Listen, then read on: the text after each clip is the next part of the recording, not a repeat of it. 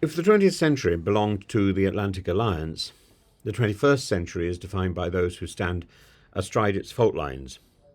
Uh, that's civilizational, geographic, and strategic, and that's Turkey.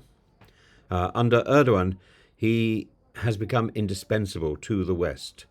And let's begin with the fundamentals. Turkey is the second largest military force in NATO after the United States. Its army is not a paper tiger. It's fought campaigns across Syria, Iraq, Libya. It's maintained drone superiority in Nagorno-Karabakh and guards the southern flank of the alliance. In an era where American commitment is in doubt and Europe's capacity is anemic, Turkey matters. And in fact, without Ankara, NATO is little more than a continental talking shop with nuclear weapons and poor logistics. Geographically, Turkey is the keystone. It controls the Bosphorus and the Dardanelles, vital maritime arteries connecting the Black Sea to the Mediterranean. If Winston Churchill recognised that in 1914, we should still recognise that today. Whoever controls these straits controls the strategic chessboard between Russia and Europe. And unsurprisingly, Erdogan understands this better than most. His giant bridges across the Bosphorus are not just feats of engineering, they are symbols of his ambition to span worlds, east and west. But military geography doesn't alone explain Turkey's rising centrality, it's diplomacy. In diplomacy, Ankara is peerless. When Russia invaded Ukraine, who brokered the Black Sea grain deal? Not Brussels, not Washington, but Turkey. Erdogan is the only NATO leader with Putin's ear and Kyiv's trust. And while the EU and the US lecture, Erdogan mediates. Zelensky's visit to Erdogan when everything went wrong, while peace talks opened in Saudi Arabia, is testament to the Turkish president's unique stature. Critics decry Erdogan's domestic authoritarianism, but the arrest of opposition leader Ekrem İmamoğlu is certainly troubling. But global politics is not a morality play. If values are all that matters, why does the EU rely on Qatar for gas or China for trade? Realpolitik demand realism.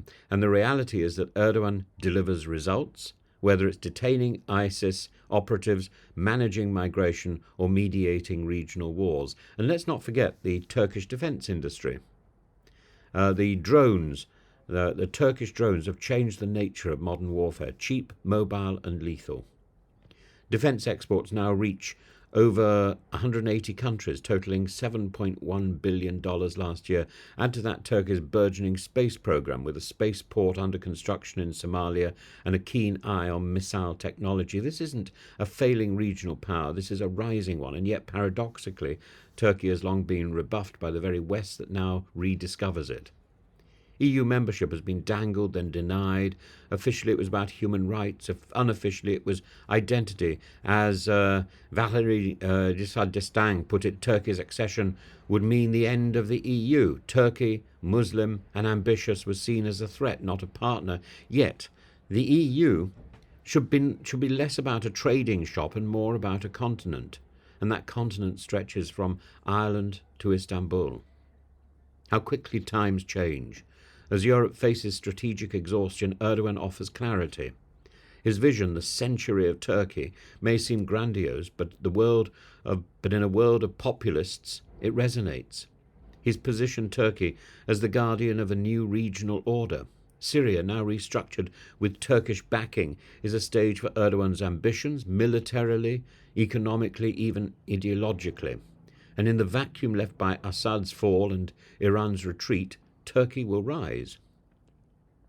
Erdogan has also thrown a rhetorical gauntlet at Europe.